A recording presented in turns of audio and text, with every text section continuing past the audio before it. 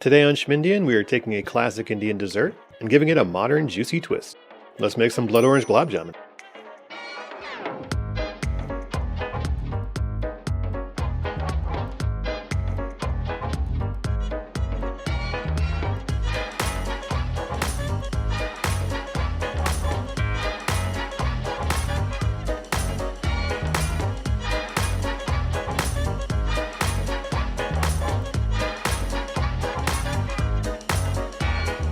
Welcome to Schmindian. I'm your host Paul Singh, and this is Indian Food Demystified, aka Indian Food for Schmucks.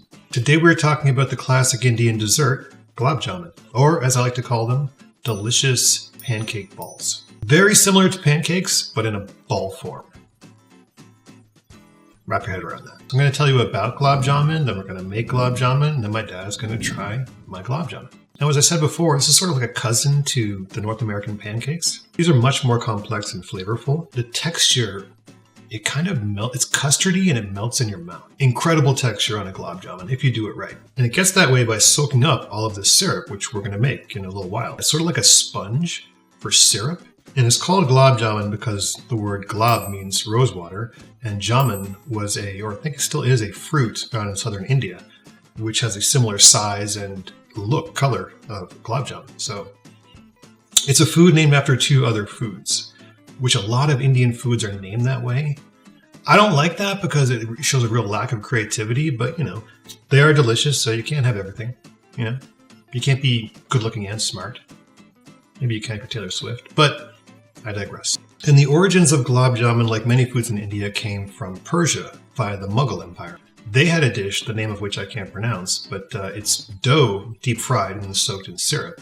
And then when it came to India, the Indian adaptation is we use khoa, which is a milk product, instead of dough. We use a little bit of flour too, but our version is way softer, way custardier, that's a word, and much more delicious than what they had going on.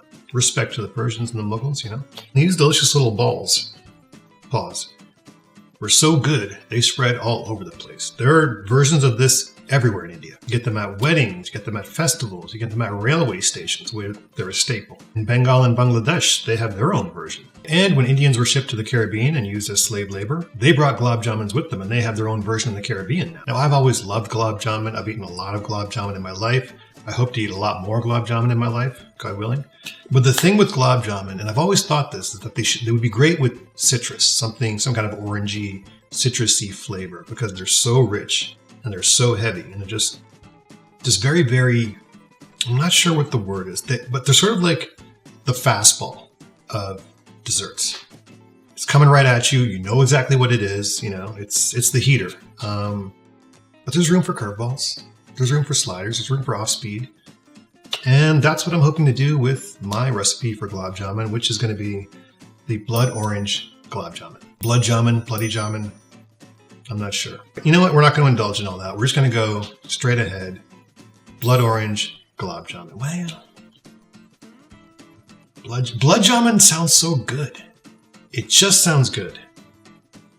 You know what? I got to think about it. As of right now, we're going to go with blood Jamun. That could change to just full-on blood orange Jamun. The point is, we're going to add blood orange flavor to the classic Indian Gulab Jamun. I'm glad you're here for it. I'm excited. Let's make the thing. And here's our wonderful ingredients. 1 blood orange, 2 cups of white sugar, 7 green cardamom pods, 341 grams or 1 brick of khoa. You can find khoa in your local Indian grocery store. 1 cup of AP flour, half a teaspoon of baking soda, and 3/4 of a cup of heavy cream. All right, let's get going. We're going to start with the blood orange. Use a zester to strip every single last molecule of zest from this blood orange. If you don't have a zester, you can use the fine plane of a box grater as a substitute. Now that we've got all the flavor from the outside, we're going to extract all the flavor from the inside by squeezing the ever-loving juice out of it.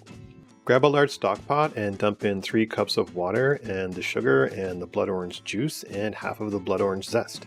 While that's heating up, use a mortar and pestle to gently tap the cardamom pods to release the seeds, and then dump the whole thing in the pot too. Stir it and bring it up to a boil. Once it's up to a boil, let it cook until it becomes the consistency of a light syrup. It'll probably take about 5 to 10 minutes of light boiling, and the syrup should be able to coat the back of a spoon. After it thickens, put it aside to cool. And that takes care of the gulab part of the recipe, and we are on to the jamun part of the recipe. Use a box grater and grate the entire brick of khoa. Once that's grated, add the rest of the blood orange zest and the AP flour and the baking soda. Mix all this together. Now we have to add the cream, so make a well and slowly add the cream. And start kneading it together and adding more cream and kneading it together and adding more cream until you've got a nice ball like this.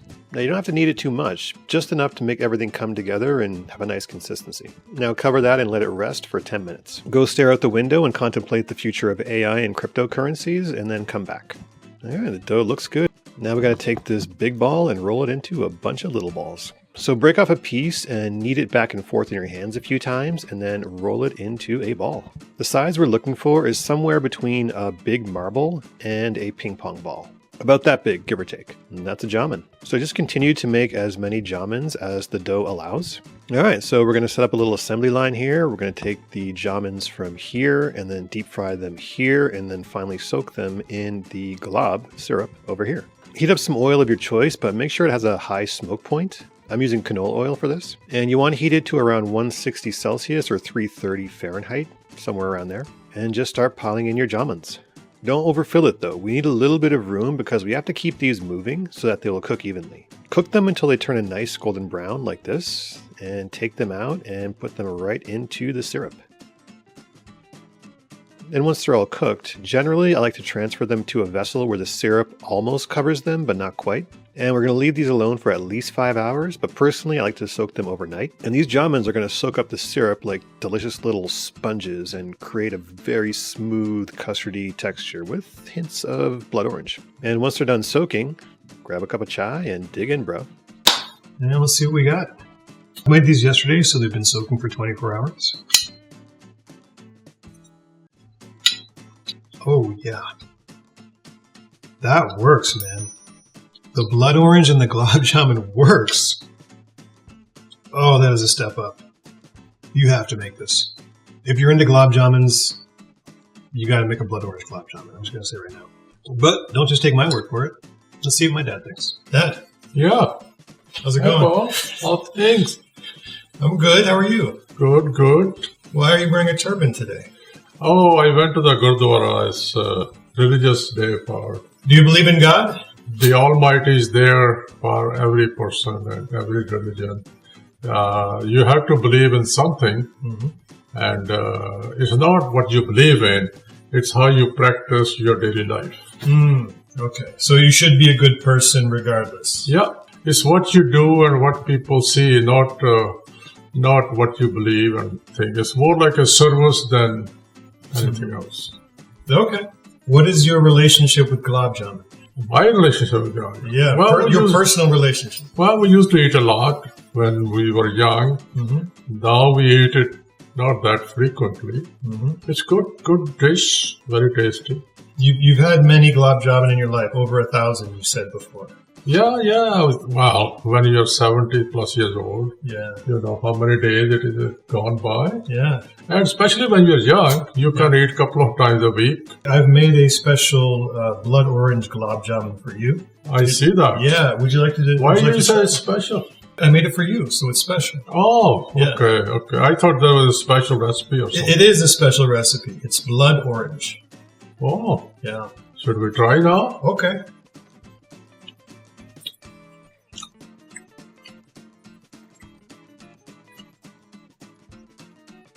Yeah, there's an aftertaste Yeah. of orange. Yeah. Yeah, there's aftertaste of orange.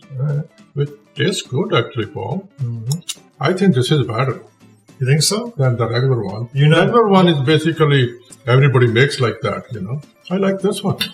Are you sure you're not just saying that to be nice? No. Okay, but if you had a choice, if there was this and a regular gulab jamun, and you were at an event of some kind, Yeah. and you get to choose which one you want, no one's looking, it's just you, would you choose the regular gulab jamun or would you choose the blood orange gulab jamun? If I have both in front of me, Yeah. I would eat this one. Really? Yeah. Okay. Yeah. But that doesn't mean the regular one is bad though. No. No, it's good. Okay. Thanks, Dad. You can take your turban off. Okay, good.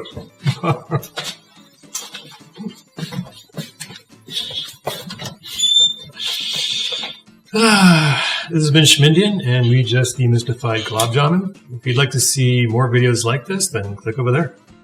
Or over there. This one is a video where I test the top 5 Gulab Jamuns on YouTube. This one I don't know what it is, but that one's a pretty good one if you're into Gulab Jamun. Anyway, like it, sub it, ring the bell. Have a good day. Alright, that's it.